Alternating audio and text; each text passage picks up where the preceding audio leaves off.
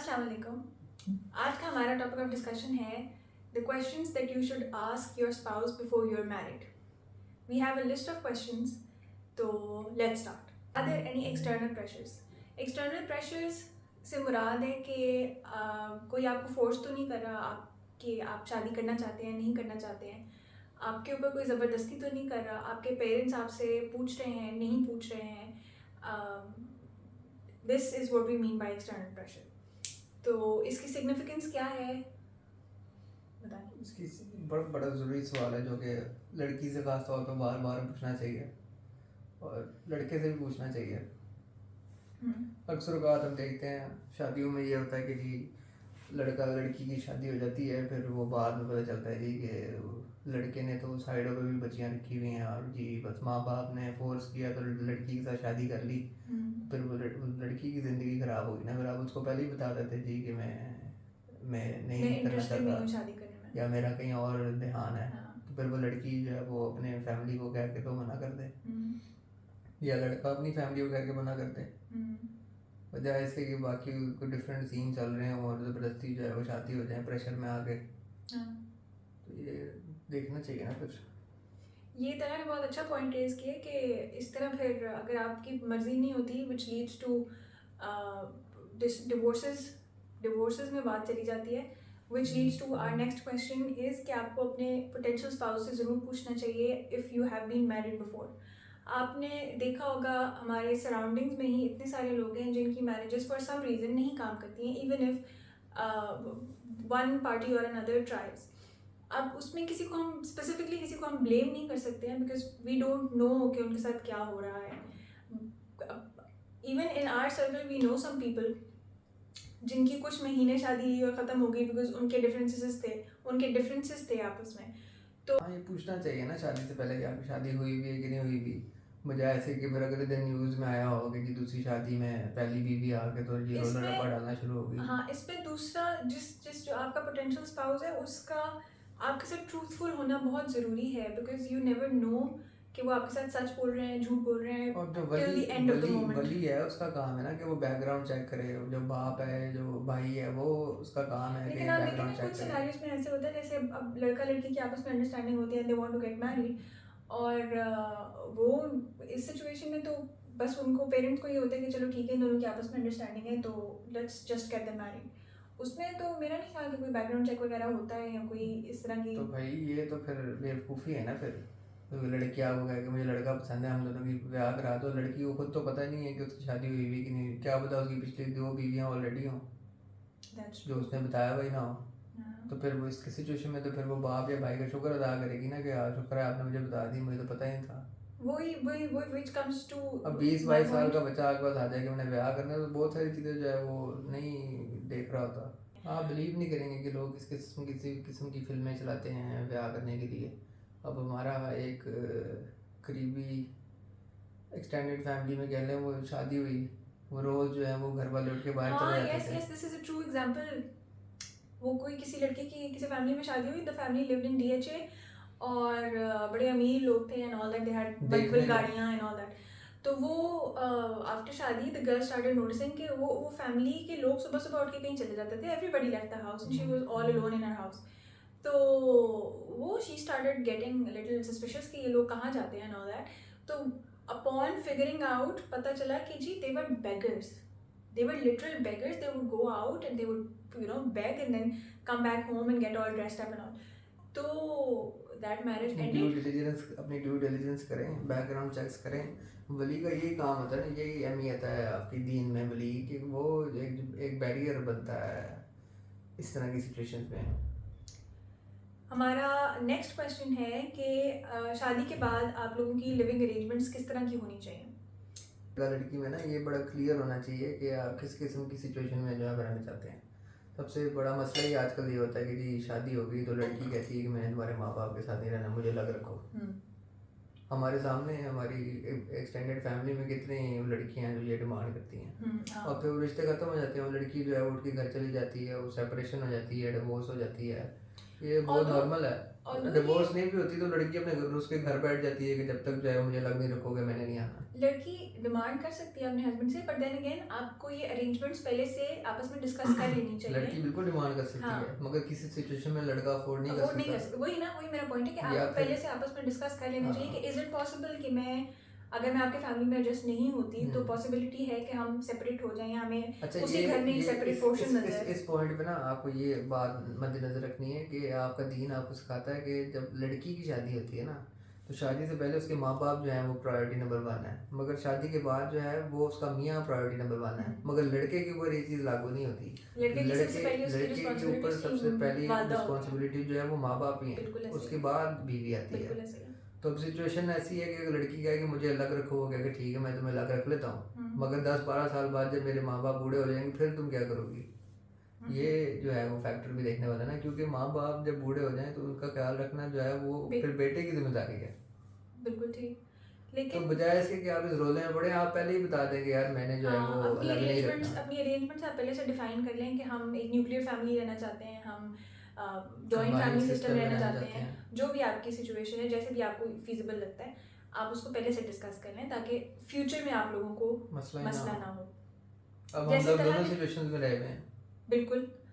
हम लोग जब हमारी शादी हुई थी we lived alone, we had a separate house, कोई इशू नहीं था, किसी ने कुछ नहीं कहा। इवन दो मेरे पेरेंट, मेरे मदर, मेरे फादर, मेरे इन लॉज ने कभी डिमांड नहीं की कि आप हमारे साथ आके रहें, हमारे घर के काम करें या आप सेपरेट नहीं रहना चाहते। करियर बिल्ड कर रहे थे और वो अपने काम से लाहौर में थी, मैं अपने काम से लाहौर में था। मुझे कभी किसी ने ऐसा फोर्स नहीं किया कि आपने हमारे साथ रहना है या अलग रहना है। It was totally our decision कि हम किस तरह रहना चाहते हैं। बिकॉज मेरी जॉब लाहौर में थी and I had to be in the office and all, तो मेरी प्रायोरिटी उस टाइम पे मेरा ऑफिस था, because of which Talha moved to the city and we stayed in Lahore. जैसे हमारी फैमिली ग्रो हुई we realise that we need support and we need somebody to help us with the child. अब ये भी situation है ना कि लड़का शादी के बाद लड़का जो है अपना शहर छोड़ के लड़की के शहर जाके रह रहा है। हमारी सिचुएशन में बिल्कुल ऐसे हुआ था। अब अल्हम्दुलिल्लाह मेरे इन लॉज ने मुझे इतना कंफर्टेबली रखा है कि मुझे उनसे किसी चीज़ की डिमांड करने की ज़रूरत नहीं पड़ी। Although we lived in a separate house, but the moment we moved in their house उन्होंने अपना एक अलग से पोर्शन मुझे दे दिया कि तुम क्योंकि एक अलग घर से आए हो तो it would be easier for you to manage the whole portion rather than just staying in one bedroom. तो अल्हम्दुलिल्लाह आई हैव बीन, अल्हम्दुलिल्लाह इस मामले में आपके इन लॉज का, आपके हस्बैंड का, आपकी स्पाउस का, आपके पार्टनर का इस चीज़ में बहुत बड़ा रोल होता है। This leads to our next question के question number 4 is what are you willing to compromise on. Everybody knows, और सबको पता होना चाहिए कि इवन दो शादी इज़ 50-50 बट कॉम्प्रोमाइज़ हर किसी को करने पड़ते हैं, लड़की को भी करने पड़ते हैं और लड़के को भी करने पड़ते हैं। इवन दो लड़की का पार्ट थोड़ा ज़्यादा होता है because she is moving from one house to another, तो उसको थोड़ा ज़्यादा कॉम्प्रोमाइज़ करना पड़ता है because she is the one who has to change herself for the family that she is coming into. तो रादर देन एक्सपेक्टिंग कि जो घर के 10 लोग हैं वो एक अकेली लड़की जो घर में आ रही है उसके लिए चेंज हो गए, तो इस मेंटालिटी के साथ उस लड़की को या उस बंदे को उस लड़की को घर में लेके आना चाहिए कि वो कॉम्प्रोमाइज़ कर सके इस मामले में। नॉट इतने बड़े बड़े कॉम्प्रोमाइज़ हो सकते हैं बहुत से लोगों को ना करने पड़े, जैसे मेरे केस में ऐसा मुझे कोई कॉम्प्रोमाइज़ नहीं करने पड़े। बहुत माइनर सा कॉम्प्रोमाइज़ ये था कि आपके घर का खाने का टेस्ट डिफरेंट होता है और जिस फैमिली में आप आते हैं उसके घर के खाने का टेस्ट डिफरेंट होता है, तो you have to live with that. आहिस्ता आहिस्ता आपका टेस्ट उसके साथ डेवलप हो जाता है। बंदों का इस मामले में क्या होता है सिनेरियो? मैं तो फिर वही बात कहूँगा ना कि फिर वही बात आ जाती है कि अगर आप औरत जो है वो कहती है कि मुझे अलग करके लेके दें, तो वो भी कॉम्प्रोमाइज़ में आता है ना फिर कि ठीक है अगर आपको अलग लेके देते हैं घर और माँ बाप बूढ़े हो जाते हैं तो फिर आपको फिर कॉम्प्रोमाइज़ करना पड़ेगा कि ठीक है अभी आप अलग से घर ले लें, मगर जब मेरे माँ बाप की बात आएगी तो फिर आपको जो है उनका ख्याल रखना पड़ेगा, उनके साथ शिफ्ट होना पड़ेगा। आई थिंक ये जो लड़की शादी करके आ रही है she should take on the responsibility कि अगर मेरे पेरेंट्स को, एक लड़की के पेरेंट्स को ज़रूरत पड़ेगी तो उसका हस्बैंड उसके लिए स्टैंड अप करेगा। इसी तरह अगर लड़के के पेरेंट्स को उनके अपने बच्चे की ज़रूरत पड़ती है तो the girl should stand up for आजकल फेमिनिस्ट मूवमेंट है ना, वो हर बात पे तो ये कह देती हैं कि तुम्हारे माँ बाप का ख्याल रखना जो है वो मेरा काम नहीं है। तो रिवायत ये है कि 4 माँ बाप हैं आपके, 2 की खिदमत करना जो है वो आप पे फ़र्ज़ है, मगर 4 की रिस्पेक्ट जो है वो आपने हर हाल में करनी है। तो इस रवायत को लेके जो है वो लड़कियां कहती हैं कि जी मेरे पे तो फ़र्ज़ नहीं है तुम्हारे माँ बाप का ख्याल रखना, तो मैं क्यों करूँ फिर। मगर ये छोटी छोटी चीज़ें हैं, अगर आप किसी और के घर में आ रही हैं तो आपको अपनी जगह जो है वो खुद बनानी पड़ेगी। ऐसे नहीं होता कि कोई आपको जो है वो बिला वजह जो है वो इज्जत देने शुरू कर देगा क्योंकि आप जो है वो शादी करके आ गई हैं। घर की बहू का स्टेटस लेने के लिए you have to earn it. ये अब आप इसको अनफॉर्चुनेट कहें या फॉर्चुनेट कहें, जो ये एक हार्श रियलिटी है जो आपको कबूल करनी पड़ेगी। तो अब अगर आप आके कहती हैं कि जी मुझे तो अलग घर चाहिए, मुझे तुम्हारे माँ बाप के साथ नहीं रहना, तो फिर वो आप वो जगह नहीं बना सकी फिर फॉर नो रीज़न। अगर तो आपके पास कोई रीज़न नहीं है तो I think you are for making no reason आपकी बड़ी क्या कहना चाहिए, अनजस्ट रिक्वेस्ट है, अनप्रोफाउंड रिक्वेस्ट है ये, अनरीजनेबल रिक्वेस्ट है। Moving on to our next question. Our next question is, what is your understanding of an Islamic marriage? What is your understanding of an Islamic marriage? ये कि जो traditional जो आपकी values हैं कि मियाँ जो है वो प्रोवाइडर होगा घर पे, बीवी जो होगी वो घर के काम जाम करेगी या बच्चों को जो है वो रेज़ करेगी, ये इस्लामिक आपकी वैल्यूज़ हैं जो चलती आ रही हैं। अब जाके जो है वो पिछले 2-3 सालों में ज़रा चैलेंज होना शुरू हो गई हैं, और यही कि घर वालों के साथ रहें, अम्मा पापा के साथ रहें, जॉइंट फैमिली सिस्टम जो है वो आपका इस्लामिक सिस्टम यही है।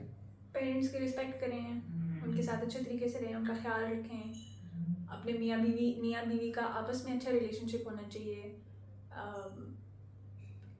और इस तरह की चीज़ें आपको पता होनी चाहिए कि इस्लामिक मैरिज किस तरह की होती है। And for that you can consult the lives of profit and हज़रत आयशा। ये सवाल पूछने का बेसिकली मकसद ये है ना कि अगले का दिमागी कैलिबर जो है वो आपको पता चल जाता है कि वो कमिंग इनटू दिस मैरिज वो क्या एक्सपेक्ट करता है, इस relationship what is the other person is bringing onto the table, इस रिलेशनशिप से वो उसको क्या फ़ायदा होगा। ये बेसिकली जो है वो जज करने के लिए आप जो है वो ये सवाल पूछते हैं ताकि आपको पता चले कि आपसे क्या एक्सपेक्टेशन है, अगला बंदा जो है वो आपसे क्या एक्सपेक्ट कर रहा है और वो क्या लेकर आ रहा है टेबल पे, आप क्या प्रेजेंट कर रहे हैं टेबल पे। ऑल्सो यू कैन गेज कि वो उनकी अंडरस्टैंडिंग इस मामले में इतनी ब्रॉड है या नहीं है, उनको बेसिक्स का पता है कि नहीं पता है। यू कैन जज based on the conversation you will have after this question. उसी से फिर आपको रेड फ्लैग्स नज़र आ जाएंगे। हाँ, काफ़ी सारे रेड फ्लैग्स आपको नज़र आ जाएंगे, that's true. The next question is what are the quality of life you are expecting. तो क्वालिटी ऑफ लाइफ से मुराद है कि अगर एक शादी हो रही है, ये ज़्यादातर लड़कियों के लिए होता है कि जी उसको बड़ा घर चाहिए, गाड़ी चाहिए, इस तरह की कोई चीज़ चाहिए, अलग रहना है उसने, इस तरह के सवाल होते हैं। फनली इनफ जब हमारी शादी हुई थी we only had a bike and कभी मुझे ऐसा कभी वो नहीं हुआ कि हमारे पास बाइक है और हम इधर उधर नहीं ट्रैवल कर सकते गाड़ी पे, कभी बारिश हो रही थी एंड ऑल दैट। तो अल्हम्दुलिल्लाह अल्लाह ताला ने हमें बड़ा नवाजा है। बड़ी ठंड में भी बाइक बड़ी ठंड में हम गए हैं, लोग अप्रिशिएट भी करते थे। लोग हमारे साथ एक ऐसी इंस्टेंस भी हुई जहाँ पे बारिश हो रही थी and this guy in range rover did not bother और उसने हमारे ऊपर सारा पानी फेंक दिया था। हमें ऐसा कोई प्रॉब्लम नहीं हुई। जो लोग देखते थे, कुछ लोग बड़ा अप्रिशिएट करते थे, कुछ लोग बातें भी करते थे, तो वी डिड नॉट केयर। हमें क्योंकि हमें in our heads we were clear कि everything comes at its own pace.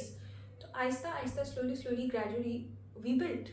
ये बड़ा मेरे ख्याल से कि अनरीजनेबल है कि कितनी उम्र में लड़का शादी 25, 26, 27, 28 साल का लड़का शादी कर रहा है, तो लड़की एक्सपेक्ट करे कि जी वो उसको लग भी रखे, वो बड़ा सारा घर भी हो, उसके पास गाड़ी भी हो, उसके घर पे हाउस हेल्प भी हो, हाँ, वो नौकर और लड़की भी कोई काम ना करे और वो सारा दिन प्रिंसेस की तरह बैठी रहे। अनरीजनेबल बात है ना। इस तरह का तो आप मेरे ख्याल से टॉप 10 या 1% में इस तरह का कोई लड़का मिलता है फिर, बहुत पता नहीं। और फिर आप ये देखें ना कि अगर आपको इस तरह का लड़का चाहिए है तो फिर आपको भी फिर उसके लिए बहुत बड़ा कोई हूर पर ही होना पड़ेगा ना, जो लड़का जिसके पास ये सब कुछ है वो तो फिर किसी से भी शादी कर सकता है। वो फिर किसी दीपिका या किसी ऐश्वर्या से क्यों नहीं शादी कर लेता, वो फिर आपसे क्यों शादी कर रहा है। ठीक है, तो रीजनेबल किस्म की आपको होनी चाहिए ना। और दूसरी एक सबसे बड़ी बात ये है कि जब लड़की शादी करके जाती है तो मियाँ जो है उसको बीवी के हिस्से का जो है वो रिज़्क मिलता है। शादी के बाद जो भी रिज़्क होता है वो बीवी का लाया हुआ होता है, ठीक है। जब बच्चा पैदा होता है वो बच्चे का रिज़्क जो है वो लाया हुआ होता है। तो आप ये एक्सपेक्ट नहीं कर सकते जी कि जी शादी हो और ठग करके सब कुछ रातों जो रात है आप वो मिलियनेयर बन जाएं, ऐसे नहीं मिलियनेयर होता। हो जाए। इस तरह ही हमारी ऐसे नहीं होता। क्लोज में इस तरह की शादी हुई तो जी वो लड़की ने कहा जी कि मुझे एमजी चाहिए। हाँ, भाई तो मुझे कहाँ एमजी से नहीं लेके दे सकते, तो मैं कहाँ तुम्हारे साथ से नहीं रहूंगी। 24-25 साल का लड़का जो है वो जिसके घर में छोटी गाड़ी खड़ी है वो कहाँ से तुम एमजी ला के दे जिसकी 1.5-2 लाख रुपए तनख्वाह है। वो तो बेचारा अगर 1-1 रुपया भी जमा करता रहे सारा साल तो तो तब भी भी उसको एमजी के बेचारे को पैसे नहीं होते। बहुत ही मेहनत करनी पड़ेगी एक एमजी लेने के लिए, ताकि उसकी हाँ। बीवी सेटिस्फाई हो जाए, विच इज़ वेरी अनरीजनेबल। आपको इसमें स्लोली दोनों मियाँ बीवी को मिलके साथ चल फिर के वो ग्रेजुअली बिल्ड करना पड़ता है। बाद में फिर मसले मसाइल होते हैं। तो अगर आपको इन चीज़ों का शौक है कि बड़ी बड़ी गाड़ियाँ हों, बड़े बड़े घर हों, तो फिर आप पहले ही जो है वो जाके सेटअप देखें जाके कि जी ये घर बार है और ये सब कुछ है, इसमें रहना है। तो आप पहले ही डिसाइड कर लें और पहले ही जो है वो मना कर दें कि नहीं जी मैं इंटरेस्टेड नहीं हूँ, आपका घर इतना बड़ा नहीं है, आपकी गाड़ी अच्छी नहीं है, बजाय इसके बाद में मसले हों। ये सारी बातें आपको तब तक पता नहीं चलेंगी जब तक you will not start a conversation. जब तक आप अगले से सवाल नहीं पूछेंगे तब तक you won't be able to understand them and the way they want to live their life and the way they want you to live their life with them. मेरे ख्याल से ये कोई गलत बात नहीं है। हर एक चाहता है कि जिस घर में वो रह रहा हो उससे बेहतर ही उसको चीज़ मिले, ठीक है। ह्यूमन नेचर है कि जी आप हमेशा लेवल अप ही करना चाहते हैं ज़िंदगी में। वैसे भी हर बाप चाहेगा कि उसकी बेटी जिस घर में जा रही है उसको जो मैं प्रोवाइड कर सकता था कम से कम उसको वो मिले। अगर उससे बेहतर नहीं भी मिलता सबसे अच्छा तो ये है कि उससे भी बेहतर मिले। बिल्कुल ठीक। मगर फिर ये अनरीजनेबल है ना कि आपने जल्दी भी शादी करनी है और फिर आपने जो है वो You as a father, what would you expect when you would want your daughter to marry with somebody? यार कि क्या quality of life expectations होनी चाहिए as you as a father? लेकिन ये रगड़ा फेस तो जो है ना ये हर किसी को काटना पड़ता है। हाँ, लड़कों को भी काटना पड़ता है, लड़कियों को भी काटना पड़ता है। लड़कों का ज़रा होता है कि जी हमें ये रगड़ा फेस खाना पड़ता है हॉस्टल वाले दिनों में। हॉस्टल वाले दिनों में और फिर जब आप इनिशियली आपके जो 2-3 साल होते हैं ना जॉब मार्केट में, जिस तरह आप मेरी जॉब लगी थी तो अब्बा जी ने कहा कि बेटा ये आखिरी पैसे हैं, ये अगले महीने से अपना अपना, ठीक है। ये रगड़ा फेस है ना। अब ऐसा तो नहीं है कि मैं अपने बाप से पैसे मांगूँ कि भाई मैंने नहीं देने, ठीक है तो मेरा बाप ही। जरूरत जब पड़ेगी तो अभी सब कुछ करके दिया ना अब्बा जी ने, सपोर्ट तो करते हैं वो। मगर ये रगड़ा फेज है ना जिसमें से गुजरना बहुत ज़रूरी है ताकि पता चले कि भाईजान लड़का जो है हार्श रियलिटीज़ क्या है, जाके दुनिया देखे पता चले कि भाईजान लड़का जो है अपने पाँव पे खड़ा हो सकता है कि नहीं खड़ा हो सकता। अब 2-3 साल रगड़ा फेज गुजर गया, अब्बा जी हो गए, उनको पता लग गया कि यार ये कर सकता है, इसने अपना काम कर लिया, 2-3 नौकरियाँ कर ली हैं, अपना काम शुरू कर लिया। उस तरह लड़की को भी इस तरह करना पड़ता है। लड़की का ज़रा थोड़ी देर बाद आता है, अगर उसने डिग्री वगैरह कर ली है, जॉब वगैरह कर ली है, तो उसका थोड़ा बाद आता है कि जब उसने अपनी नई लाइफ शुरू करनी है तो फिर उसको मियाँ के साथ फ्रॉम जीरो जो है वो स्टार्ट करना पड़ेगा। अपने आप को कैसे मैनेज करेगी, काम ले साथ लेके चलना है, मियाँ साथ लेके चलना है, फैमिली साथ लेके चलनी है। तो ये रगड़ा फेज है, ये मर्द को भी बर्दाश्त करना पड़ता है और ये औरत को भी बर्दाश्त करना पड़ता है। बिल्कुल ठीक। Next question number 7 would be, you should ask your spouse, the other person is, why have you chosen me as your spouse? I wanted to ask you, why have you chosen me as your spouse? मैं तो बताया तो था। क्या? तुम्हें याद नहीं है? बताएं। मैं तुम्हें कहा था कि तुम्हारी में वो टिपिकल लड़कियों वाली क्वालिटीज़ नहीं है। What do you mean by typical लड़कियों वाली qualities? ये वो नेल पॉलिश और हाई मेरा नाखून टूट गया इस तरह वाली क्वालिटीज़ नहीं है, इसलिए मैंने प्रेफर किया था कि मैं तुम्हारे साथ शादी करूँ। बट जब तक अगर आपने हमारी वीडियो अभी तक फॉलो किया तो आपको पता चलेगा कि वो जो भी सारे डिस्कशंस हैं उसके बाद आपको पता चल जाएगा कि if you two are compatible for each other और नॉट। आयरॉनिकली इनमें से कोई भी क्वेश्चन हम दोनों ने आपस में एक दूसरे से नहीं पूछा था। मेरे ख्याल से नहीं पता चलता कंपैटिबिलिटी की जब तक शादी नहीं हो जाती। हाँ, मैं वही बताने लगी हूँ। आयरॉनिकली हम दोनों में से किसी ने किसी से भी ये वाले क्वेश्चंस, लिस्ट ऑफ क्वेश्चंस नहीं पूछे थे। We've just seen each other, ये हम the way बता we रहे हैं behave. फ्रॉम एक्सपीरियंस बता रहे हैं कि ये सवाल जो है ना ये पहले ही पूछ लेने चाहिए क्योंकि कुछ फाउंडेशंस आपकी बचपन से बनी हुई होती हैं जो आप लेट को नहीं कर सकते हैं। तो बजाय इसके कि आप उन चीज़ों पे लड़ाई करें, इट्स बेटर कि आप पहले ये चीज़ें डिस्कस करें। जिस तरह मुझे गेमिंग का शौक था। हाँ, मैंने कभी भी कोई गेम नहीं खेली। मैंने पहले से बता दिया था कि यार ये वाहिद शौक है मेरे ज़िंदगी में, गेमिंग और टेक का। मुझे शौक है मेरे पास नया से नया फ़ोन हो, नया से नया लैपटॉप हो, अच्छा से अच्छा पीसी हो और मैं गेमिंग करता हूँ। इस चीज़ में मेरा कोई कॉम्प्रोमाइज़ नहीं है। और अल्लाह का शुक्र है मेरी बीवी ने कभी इस पे कुछ नहीं कहा, बजाय इसके मुझे उल्टा चीज़ें लेके दी। ये और बात है कि वक्त के साथ साथ जो है वो उस डिग्री का मुझे टाइम नहीं मिलता जो मैं अपनी हॉबी पे स्पेंड कर सकूँ। तो शादी के बाद ज़रा बच्चा हो जाए तो उसके बाद बंदा उसके Priorities उनका आपकी टाइम change हो प्रायोरिटी जाती हैं। चेंज हो जाती हैं। आपको हर चीज़ के लिए टाइम बनाना पड़ता है, तो फिर ऑब्वियसली जो आपकी हॉबीज़ होती हैं आप उनको ज़रा बैक गेयर कर देते हैं ताकि आप अपना टाइम और चीज़ों में स्पेंड कर सकें। तो आई थिंक आपको it's better if you ask the पहले पर्सन पूछ लें। कि आप क्यों शादी करना चाहते हैं मेरे साथ, ताकि आपको पता चल जाए कि वो आप उनकी आपसे क्या एक्सपेक्टेशंस हैं। Next question is do you want kids? I know some people, some girls especially, who do not want kids, and they would rather give in societal pressure कि नहीं, people are expecting from us कि हमें अब baby कर लेना चाहिए, और you know लड़कियों पे जनरली ज़्यादा प्रेशर होता है लोग compared to पूछते हैं ना, boys। तंग करते हैं बहुत ज़्यादा। बिल्कुल करते हैं। अब this is a very personal matter, एक हस्बैंड और वाइफ का पर्सनल मैटर होता है ये। If they want to have kids, if they don't want to have kids, if they're going through a struggle, if they're trying for it, if they are unable to conceive, बहुत सारे issues होते हैं that people जो who are on the outside they don't know। इस पे हमने अलग से भी वीडियो की हुई जिसमें हम काफ़ी डिटेल में गए हैं, मगर उतनी डिटेल में हम अब इस पे भी नहीं जाएंगे। बिल्कुल ठीक है, वो डिटेल में जाने के, वो डिटेल वीडियो देखने के लिए आप वो हम डिस्क्रिप्शन में लिंक कर देंगे, please go and watch that video too. तो ये आप डिस्कस कर लें, क्योंकि हम दोनों में आपस में ये सिचुएशन थी कि Talha did not want kids but I wanted kids. होता ये है कि जो औरत होती है ना वो ज़रा इमोशनली चीज़ें लेके चल रही होती है, और जो बंदा होता है ना वो ज़रा लॉजिकली और फाइनेंशियली चीज़ें लेके सोच रहा होता है, जबकि ऐसा नहीं होना चाहिए, क्योंकि अल्लाह मियाँ ने आपको बताया हुआ है कि जो मैं चीज़ पैदा करूँगा उसका रिज़्क जो है वो लिख के दूंगा मैं, और वो अल्लाह मियाँ की ज़ात ने प्रोवाइड करना होता है।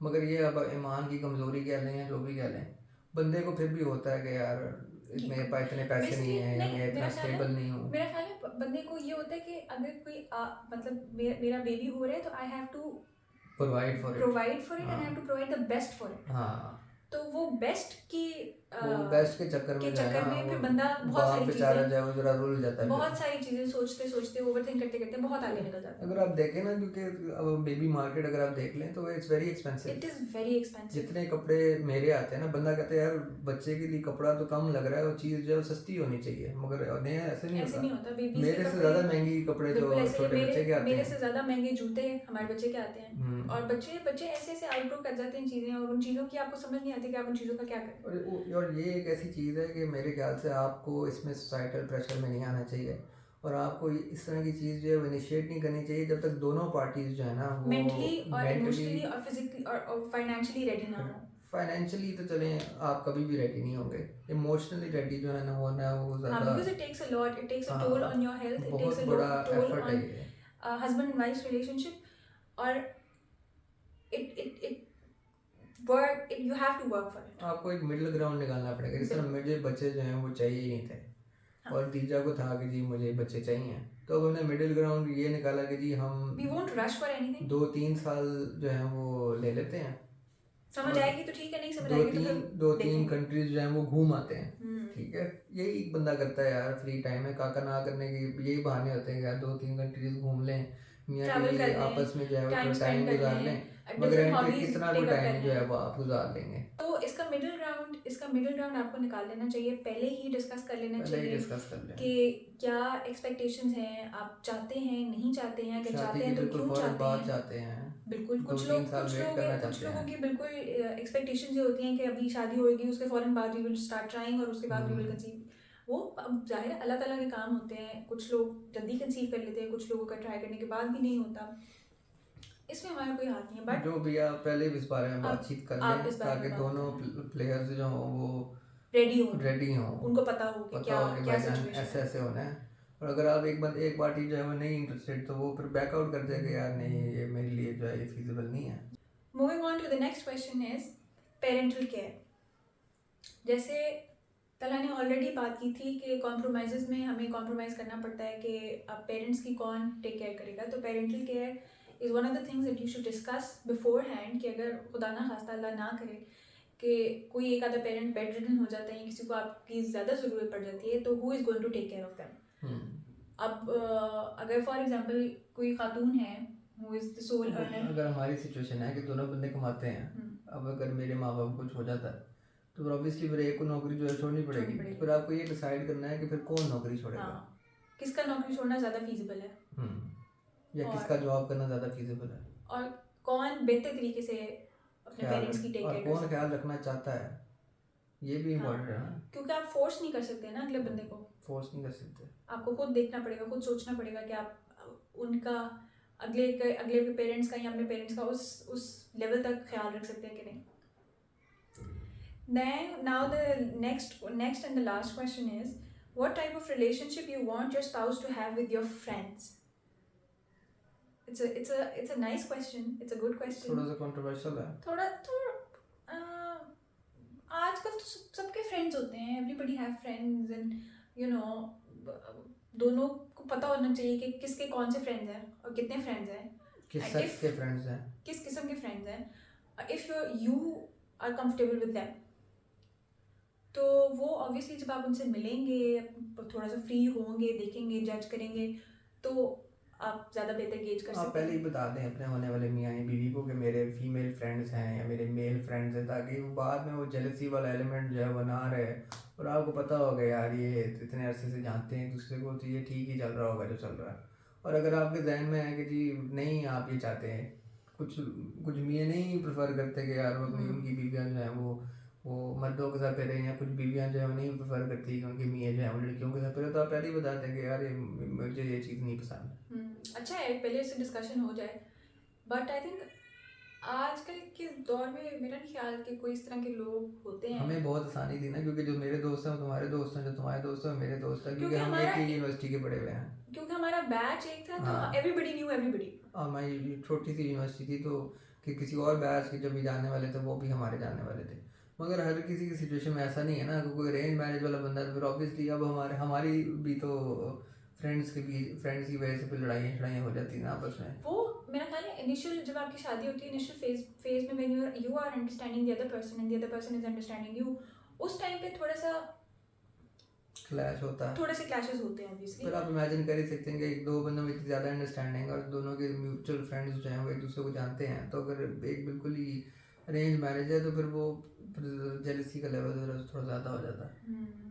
तो आप पहले ही डिसाइड कर लें यार कि मुझे नहीं पसंद कि तुम जो है लड़कों के साथ फिरो, या मेरा मियाँ जो है लड़कियों के साथ फिरे, तो आप डिसाइड कर लें कि आपको एक्सेप्टेबल है कि नहीं है एक्सेप्टेबल, तो यू मूव ऑन। अगर एक्सेप्टेबल है देन फिर आप ये कह सकते हैं कि देखो मैंने शादी से पहले तुमसे पूछ लिया हुआ था, ठीक है, और तुमने उस वक्त मुझे कहा था कि जी ये ठीक है। या फिर आप ऐसे भी कर सकते हैं ना कि अगर हस्बैंड है तो वो लड़की के मेल फ्रेंड से मिलने, और लड़की वो तो बाद की बात है ना, वो ऑब्वियसली अगर वो हाँ कर दे दोनों में से कोई, तो फिर वो तो ऑब्वियसली वो फिर मिलना जुलना तो फिर शुरू हो जाता है। फिर ऑब्वियसली अब आपके दोस्त भी चाहेंगे कि आप उनसे जाके मिले, क्योंकि दोस्तों का ऑब्वियसली फिर दिल करता है, क्योंकि एटलीस्ट मेरे जहन में तो ये है, बाकी का मुझे नहीं पता, कि अगर फ़र्ज़ करो मेरी किसी दोस्त की शादी हुई थी, कोई फीमेल लड़की है सपोज करते हैं, तो मैं भी चाहूँगा कि उसकी मियाँ के साथ मेरी यारी दोस्ती हो, ताकि वो कल को यार मना ना करे कि यार ये फ़िज़ा जिस तरह है, ठीक है, वो हमारी फ्रेंड है, फीमेल फ्रेंड है, उसका नाम है फ़िज़ा, अब उसके मियाँ के साथ जो है वो हमने यारी दोस्ती लगाई हुई, क्योंकि कल को अगर वो कहते कि यार तुमने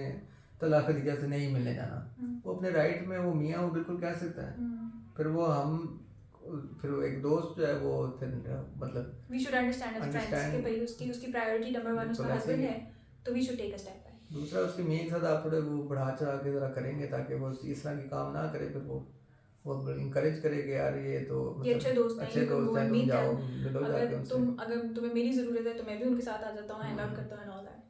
So I think this is a list of questions that you should ask your spouse, your potential partner to be, and the list is not just these questions. Inshallah, we will make a list of next questions, or we will do another part of this. इसके अलावा भी question हैं, मगर हमने video short करने के लिए इतने ही तक ही रखे हैं। हाँ, और अगर आपको लगता है कि कोई ऐसा क्वेश्चन जो हमने मिस कर दिया है and we should ask each other about it, please do comment and let us know. We will inshallah read all the comments, or if it comes to a video we will also make a video about it.